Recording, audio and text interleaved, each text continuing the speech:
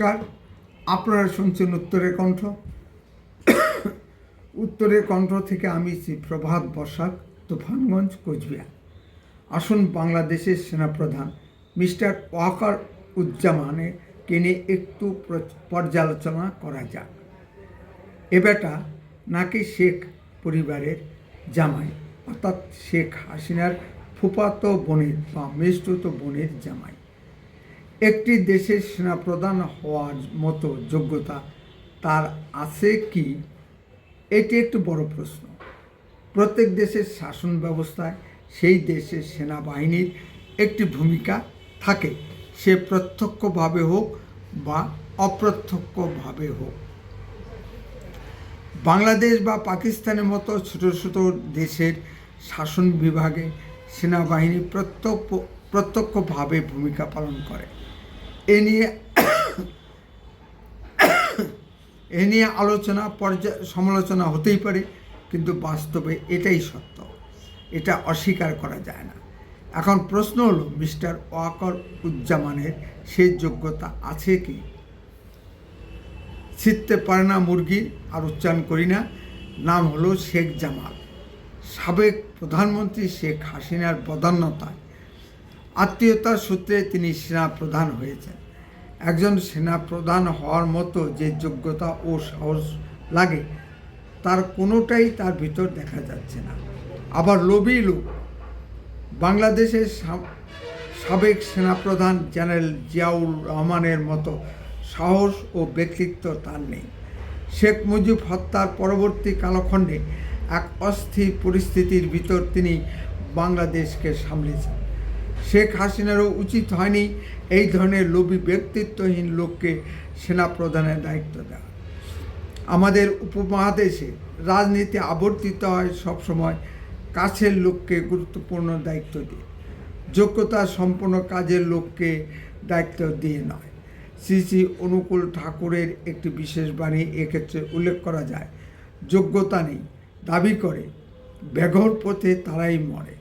সেনাবাহিনী কোথায় প্রধানমন্ত্রী নিরাপত্তা নিশ্চিত করবে তা না করে উল্টে সমগ্র সেনাবাহিনী উচ্ছৃঙ্খল জনতার সহিত হাতে হাত মিলিয়ে হাসিনা আন্দোলন, খেদাও আন্দোলনকে সমর্থন করেছে। কোথাও কোথাও দেখা গেছে শেখ মুজিবের মূর্তি ভাঙায় সেনাবাহিনী সরাসরি অংশ নিয়েছে। তার ছিল বিখ্যাত হওয়ার লোভ। এই করে যদি ইতিহাসের পাতায় স্থান পাওয়া যায়।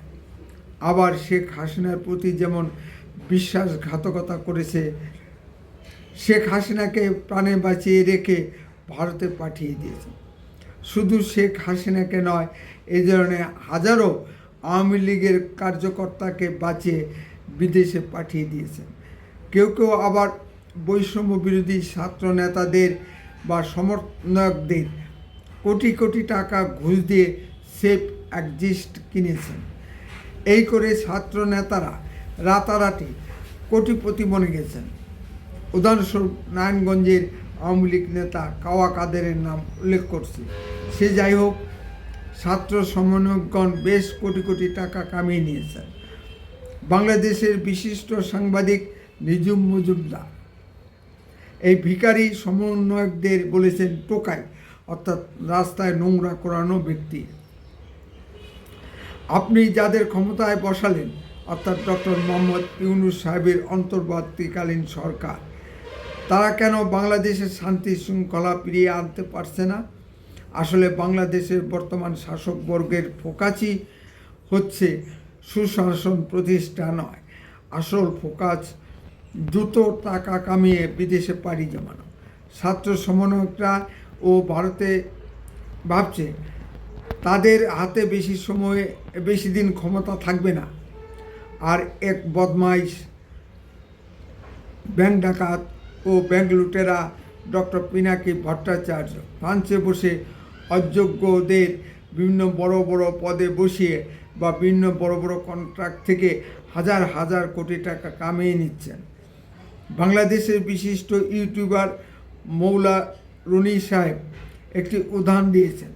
আপনার কোনো কাজ সরকারের কাছে আটকে গিয়েছে, আপনি শুধু পিনাকি ভট্টাচার্যকে একটি ফোন দিয়ে কয়েক কোটি টাকা ভেট পাঠান, মন্ত্রের মতো আপনার কাজ হয়ে যাবে।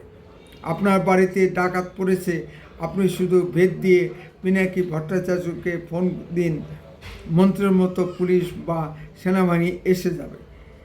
এখানে ভেদ বলতে আমি কি বলতে চেয়েছি না তা নিশ্চয়ই দর্শক বন্ধুরা বুঝতে পারছেন। বাংলাদেশের দর্শক বন্ধুদের জন্য বলছি, পিনাকি ভট্টাচার্যের ফোন এবং ব্যাংক অ্যাকাউন্ট 24 ঘন্টার জন্য এখন খোলা থাকছে। 32 নম্বর ধানমন্ডি শেখ মুজিবের বাড়িটি এই পিনাকি ভট্টাচার্যের নির্দেশেই ভাঙা হয়েছে। এর মূল্য হয়তো তাকে বা তার পিতামাতা বা তার আত্মীয় স্বজনদেরকে আগামী দিনে চোকাতে হবে। পিনাকি ভট্টাচার্য একজন গিরগিটি, যে কোনো সময় রং ও ধর্ম পাল্টাতে পারে।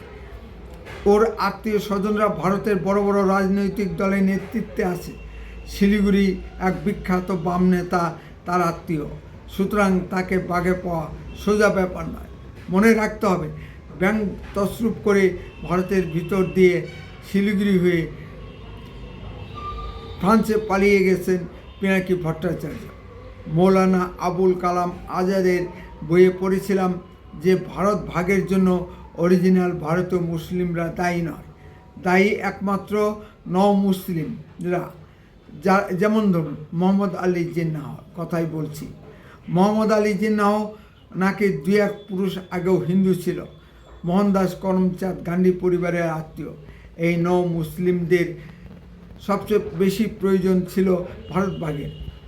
বাংলার গ্রামাঞ্চলে একটি প্রবাদ বাক্য চালু আছে যে হিন্দু মুসলমান হলে গরু খাওয়ার জম হয়। আমার এত কথার বলার উদ্দেশ্য হলো, এই বদমাইশ লুটেরা পিনাকি ভট্টাচার্যকে সকলেই চিনে রাখুন। উত্তরের কণ্ঠ সর্বদাই বাস্তব ও সত্য কথা বলে। আরও এই ধরনের ভিডিও পেতে দয়া করে এখনই চ্যানেলটিকে সাবস্ক্রাইব করুন। আপনার মূল্যবান মতামত কমেন্টে লিখুন। যদি ভিডিওটি ভালো লেগে থাকে তাহলে অন্ততপক্ষে 10 জনের মধ্যে ভিডিওটি শেয়ার করুন। উত্তরের কণ্ঠ দেশের কথা বলে, দশের কথা বলে। আপনারা চোখ রাখুন উত্তরের কণ্ঠের পর্দায়। বন্দে মাতরম, ভারত মাতা কি জয়।